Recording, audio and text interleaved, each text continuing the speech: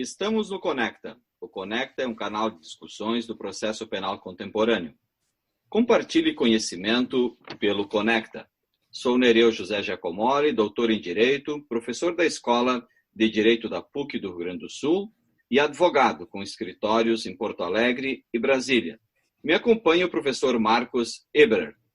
Hoje ingressaremos no episódio 6, ou no 6º episódio do Conecta, onde abordaremos o tema da fundamentação das decisões e também as inovações acerca da prova no processo penal trazidas pelo pacote anticrime.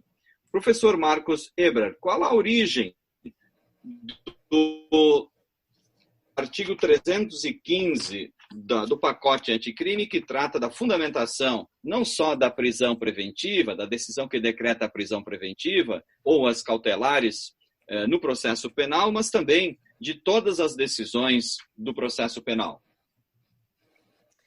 Professor Nereu Giacomoli, satisfação estar aqui dividindo o Conecta contigo. Um abraço para quem está nos ouvindo. Sou Marcos Eberhard, sou advogado, professor da Escola de Direito da PUC, e hoje nós estamos conversando sobre a fundamentação das decisões judiciais a partir das modificações do pacote anticrime. O pacote anticrime trouxe uma série de modificações turbulentas no processo penal brasileiro, mas também trouxe no campo das prisões, das medidas cautelares, diversas das prisões, mas principalmente na prisão preventiva, algumas alterações legislativas que nos trazem à reflexão alguns temas seculares do processo penal e principalmente temas muito antigos ao processo penal brasileiro. Para falar de fundamentação da decisão judicial a partir do artigo 315, é preciso partir lá do Código de Processo Penal de 1941, quando na exposição de motivos o ministro Francisco Campos já dizia que o juiz, ao decidir no processo, ao fundamentar no processo penal, ele não precisaria ficar subordinado a nenhum critério a priorístico. Por quê? Porque ele formava a sua decisão a partir do livre convencimento motivado. A única base para o juiz era a verdade material. Muito mais do que isso. O ministro Francisco Campos disse na exposição de motivos expressamente: o juiz criminal, com o novo Código de Processo Penal, com o livre convencimento motivado, é restituído à sua própria consciência. Ou seja, o juiz é livre para decidir. O professor Lênio Streck escreveu um artigo, recentemente, aliás, vários artigos do professor Lênio Streck sobre o tema do livre convencimento motivado. Mas num livro chamado Direito Probatório, coordenado pelo nosso colega da PUC, Marco Félix Jobim, o professor Lênio Streck escreve um artigo sobre as modificações do CPC, e lá no capítulo 5, na página 113, ele diz: as provas de um novo CPC, a extinção do poder de livre convencimento. Nesse artigo, professor Nereu, nós lançamos, o professor Lênio Streck lança as bases de modificação desse artigo 315 do CPP, que eu trago aqui dessa forma. Por quê? Porque o professor Lênio Streck está trabalhando o parágrafo 1º do artigo 489 do CPC como base para a extinção do livre convencimento motivado, e que certamente se aplica ao parágrafo 1º do 315, ao parágrafo 2º do 315 também, porque a leitura é praticamente literal, igual ao parágrafo 1º do 489. O que o professor Lênio Streck está dizendo em relação a isso? Está dizendo em relação a isso que, através do livre convencimento motivado, o juiz ele justifica a decisão depois de decidir. Ou seja, ele consegue trazer aquele tipo de decisão que é muito comum, inclusive, a partir dos recursos de embargos de declaração, que o juiz é livre para se convencer e que não precisa trabalhar todos os argumentos trazidos pela defesa. E isso faz parte do cotidiano do processo penal brasileiro. Qual é a ideia? A ideia, a partir do parágrafo 1º do 489 do CPCI, que agora se aplica, que agora está dentro do próprio Código de Processo Penal, é que nós não temos mais uma ligação apenas sujeito-objeto. Nós temos uma ligação intersubjetiva, ou seja, nós partimos de uma análise de um processo de partes, de um processo democrático, de um processo que tem a base do contraditório e, portanto, a fundamentação, nas palavras do professor Lenin Streck, é uma condição de possibilidade e legitimidade para o processo, inclusive aqui, para o processo penal. E isto, sem dúvida alguma, na minha opinião, deve ser válido para todas as decisões judiciais no processo penal. Professor Nereu. Exatamente. O pacote anticrime, no artigo 315, ele fala especificamente da prisão preventiva, que a decisão que decretar, substituir ou denegar a prisão preventiva será sempre motivada e fundamentada. Tá? E no parágrafo 1º, ele também o legislador se referiu especificamente à prisão preventiva, que nessa motivação da decretação da prisão preventiva ou de qualquer outra medida cautelar, o juiz deverá indicar os fatos concretos, tá? E novos e contemporâneos. Então, são 3 fatos, 3 circunstâncias, como nós referimos no episódio anterior, o 5º episódio, isto é, o juiz deve indicar, ao decretar a medida cautelar, concretamente a existência de fatos novos e contemporâneos que justifiquem a decretação dessa medida cautelar. Mas, embora o pacote anticrime tenha alterado o 315 do Código de Processo Penal, ou seja, um artigo referente à prisão preventiva, e tenha feito referência também a outras medidas cautelares, não só o decreto de prisão, mas também as decisões que substituem ou denegam a prisão preventiva, o parágrafo 2º ampliou essa necessidade de motivação e fundamentação. O parágrafo 2º do artigo 315, ele não se refere somente às decisões que decretam ou substituem ou revogam medidas cautelares, sejam elas pessoais ou reais. Mas, expressamente, o parágrafo 2º diz que não se considera fundamentada qualquer decisão judicial, seja ela interlocutória, sentença ou acórdão. Então, embora o 315 esteja ancorado no Código de Processo Penal dentro das cautelares, o parágrafo 2º, ele se aplica não só às cautelares, mas a todas as decisões judiciais. Decisões, sejam elas interlocutórias, sejam elas os provimentos sobre o mérito, sentença ou acórdão. Claro que nós temos algumas peculiaridades entre as decisões de 1º grau e as decisões de 2º grau. Mas, independentemente de ser de 1º grau, 2º grau, uma decisão interlocutória, uma sentença do juiz de 1º grau, ou um acórdão, seja ele do Tribunal de Justiça, dos Tribunais Regionais Federais, do STJ ou do STF, essas decisões, que nós podemos chamar de provimentos jurisdicionais, que abrangem interlocutórias, sentenças e acórdãos, devem ser sempre fundamentadas.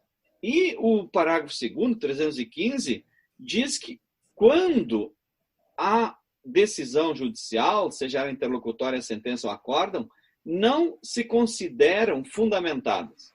E o legislador trouxe 6 casos, exemplifica com 6 hipóteses onde não se admite uma fundamentação. Por exemplo, quando o juiz ou o desembargador ou o ministro se limitam à indicação, reprodução ou paráfrase do ato normativo, ou seja, do que está disposto na literalidade legal, sem explicar a sua relação com o caso concreto e com o que está sendo decidido. Esse é um dos exemplos. O segundo é quando o magistrado emprega conceitos jurídicos indeterminados.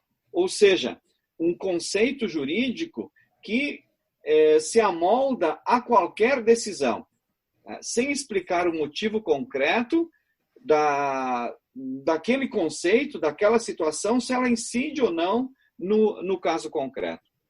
Uma terceira hipótese é quando o magistrado invoca motivos que se prestariam a justificar qualquer decisão. O famoso copia e cola das decisões.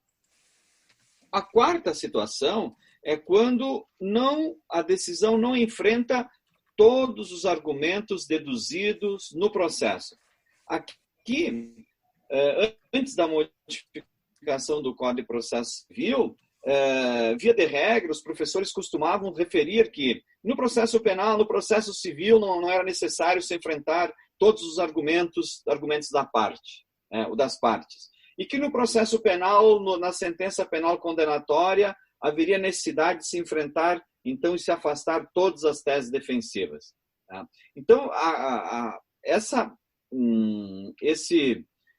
perspectiva doutrinária agora está expressamente prevista no artigo 315, parágrafo 2º, inciso 4º, ou seja, o juiz deve enfrentar todos os argumentos da acusação ou da defesa. E o quinto, a quinta motivação inidônea, ou espúria, podemos dizer assim, é quando o juiz ou o tribunal se limitarem a invocar um precedente ou uma súmula sem identificar seus fundamentos determinantes, nem demonstrar que o caso em julgamento se ajusta àqueles fundamentos. Aqui nós temos dois problemas. O primeiro é simplesmente transcrever uma ementa e dizer que aquela ementa se amolda ao caso concreto. Outro problema é nas questões, nas decisões colegiadas, a razão de decidir do julgado, ou a ratio decidendi. Então, muitas vezes, a ementa citada na decisão ela não representa realmente a razão de decidir que levou àquela ementa. Então, esse é um outro problema, principalmente nas decisões colegiadas. Nas decisões monocráticas, de primeiro grau, o problema é quando simplesmente são citadas ementas, e não se faz a discussão crítica dessa ementa. Isto é, se aquela ementa ela se aplica ou não àquele caso concreto. E no julgamento dos tribunais, se a ementa referida ela realmente representa a razão de decidir do acórdão. Esse é a quinta hipótese. E a sexta sexto exemplo de decisão de fundamentação inidônea é quando deixar de seguir enunciado de súmula, jurisprudência ou precedente invocado pela parte sem demonstrar a existência de distinção no caso em julgamento ou superação do entendimento. Então, quando a decisão for afastar o precedente invocado, a decisão deverá demonstrar o porquê não se aplica ao caso concreto ou àquela decisão. Então, em toda situação, em todo momento em que for invocada uma jurisprudência, ou seja, for citado um precedente, seja esse precedente através da ementa, o mesmo acórdão, e o julgador não for acolher aquele precedente, aquela ementa, aquele acórdão, ele deverá dizer criticamente o porquê não se aplica isso ao caso concreto. Se não fizer isso, a decisão ela não vai estar fundamentada. Então, principalmente, quando o juiz for condenar, deverá afastar todos os motivos que levariam invocados, que levariam à absolvição. Quando for condenar o réu e não for acolher a ementa, o acórdão ou precedente invocado, também deverá fundamentar, dizer por que aquele precedente invocado, aquela jurisprudência invocada, não se aplica ao caso concreto. Então, acredito que nós já no episódio anterior, no 5º episódio, tratamos bastante da fundamentação e da motivação. Hoje nós estamos concluindo, então, a prisão preventiva que nós iniciamos nos episódios anteriores. Concluímos o último episódio com a motivação e fundamentação, e hoje concluímos, então, a questão das cautelares pessoais, da prisão preventiva, com a complementação do artigo 315. E na sequência, como nós havíamos anunciado no episódio anterior, nós vamos tratar das modificações que o pacote anticrime trouxe ao direito probatório. Então, nós poderíamos iniciar, professor Marcos, pelas modificações que ocorreram no artigo 157, especificamente na inadmissibilidade da prova. Sem dúvida. Eu queria trazer aqui uma proposta para que a gente, antes de entrar na prova ilícita, eu só quero lançar essa proposta, professor Nereu, para quem está nos ouvindo, para que a gente não esqueça de resgatá-la no futuro, num episódio ou numa live. Aliás, tem uma live nossa que está à disposição de todos na página do Instagram do Conecta, uma live que foi a primeira live que nós fizemos pelo Conecta, que está lá à disposição, que, na verdade, não deixa de ser uma síntese dos primeiros episódios que nós fizemos no Conecta. Então, de tempo em tempo, nós faremos também outras lives e tenho certeza que esse tema que eu vou trazer aqui, a gente pode refletir lá.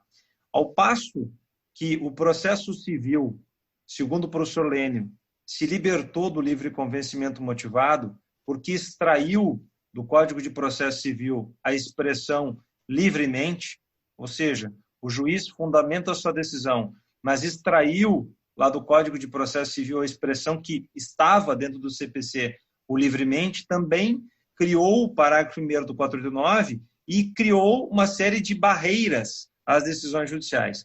No processo penal, nós temos o parágrafo 1º do 315, lá dentro do capítulo das prisões, em tese, aplicável a todas as decisões judiciais, é assim que entendemos, mas nós continuamos no 155 com o livremente. Ou seja, nós temos aí uma certa... Não é muito simpático essa mistura de livre convencimento motivado, que é tranquilamente uma ideia arbitrária, autoritária, não tem dúvida nenhuma. Evidentemente que a gente tem que entender também que o sistema do livre convencimento motivado, quando veio, ele veio para impactar o sistema da prova tarifada.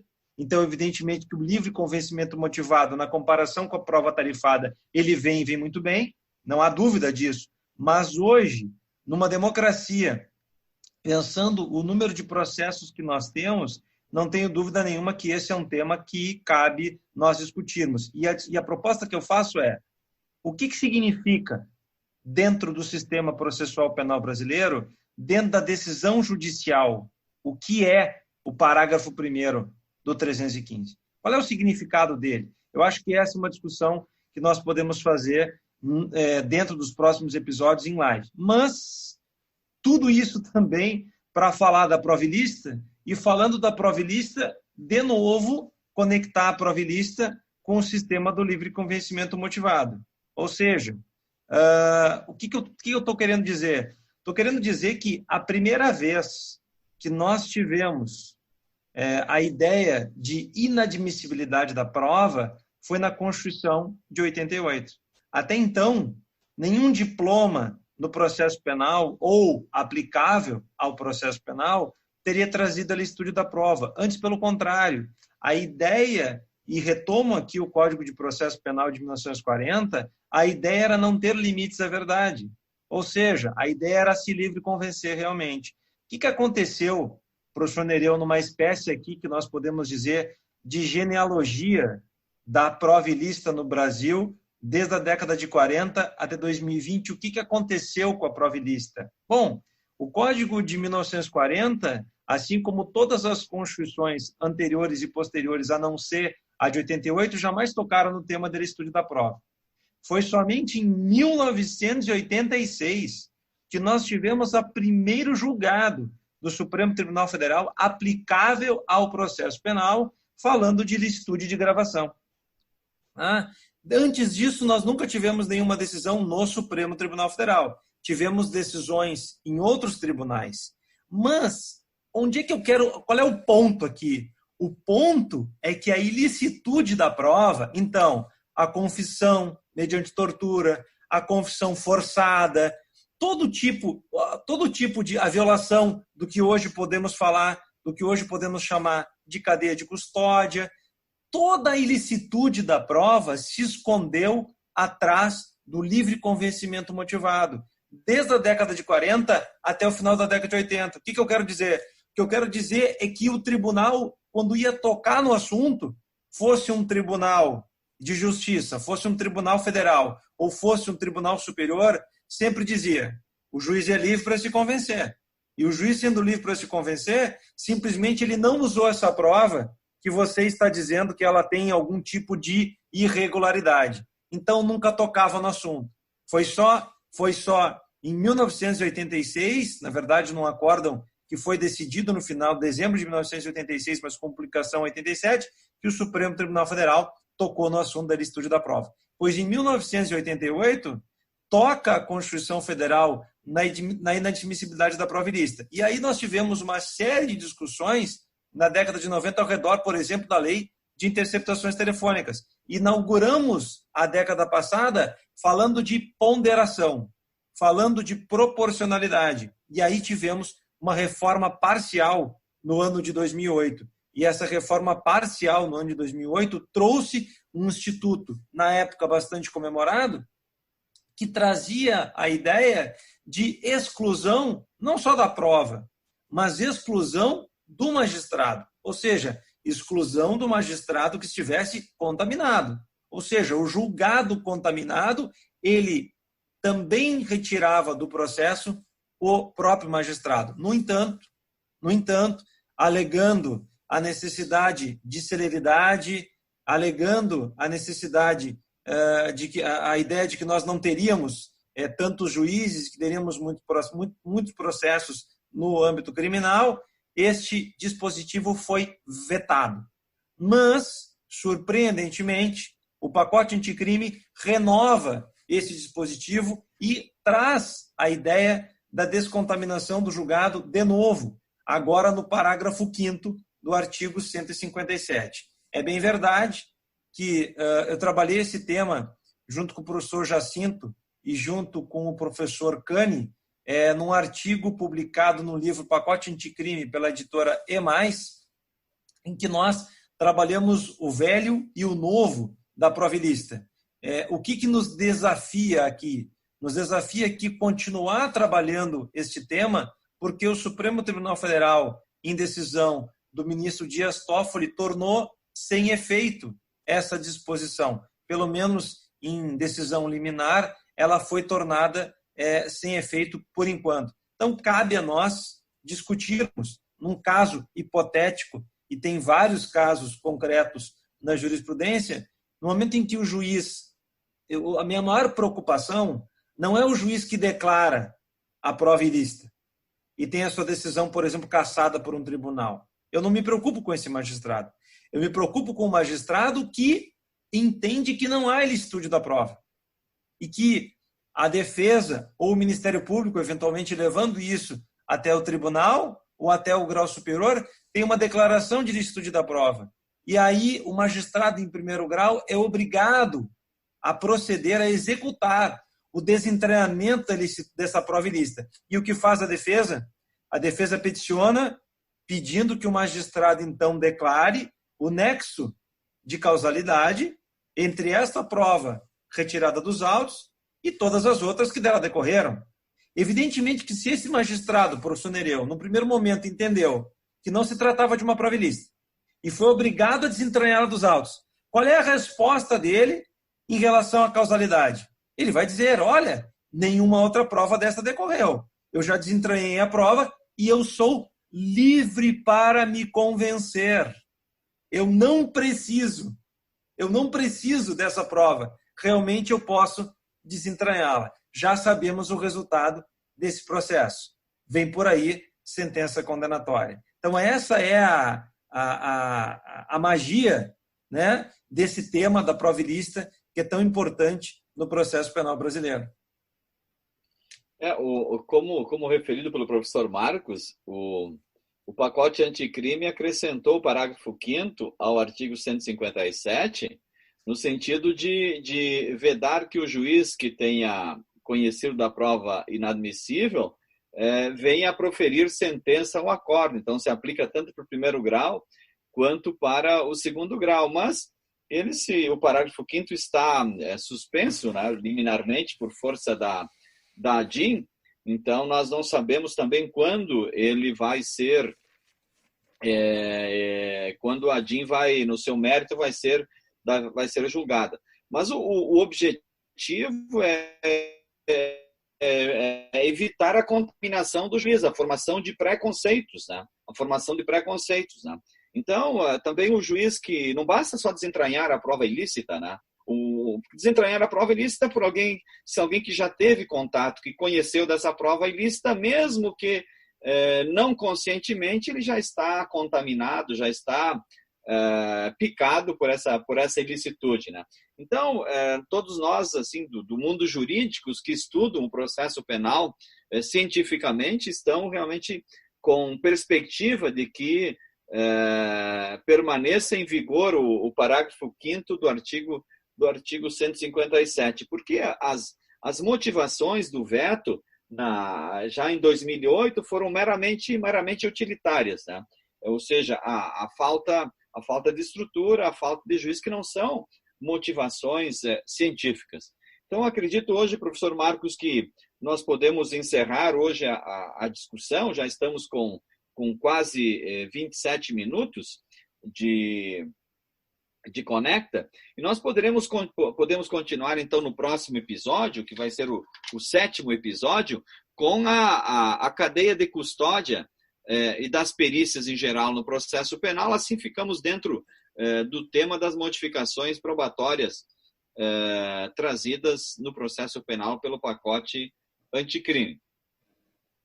Eu quero, professor Nereu, agradecer a todas as pessoas que estão nos ouvindo, para dizer que os temas que nós estamos trabalhando aqui, eles são temas que afetam a advocacia, afetam a magistratura, afetam o Ministério Público, a academia, são temas que são endereçados a projetos, a artigos de conclusão de curso, e, enfim, toda a ideia que nós procuramos dar aqui é um aspecto prático, e que no próximo episódio, que será o 7º episódio do Conecta, nós vamos continuar trabalhando todas as modificações no campo da prova a partir do pacote anticrime. Eu sou Marcos Eberhardt, sou advogado, sou professor da Escola de Direito da PUC, mestre em Ciências Criminais, e comigo está o professor Nereu José Giacomoli. Um abraço a todos, até o próximo episódio.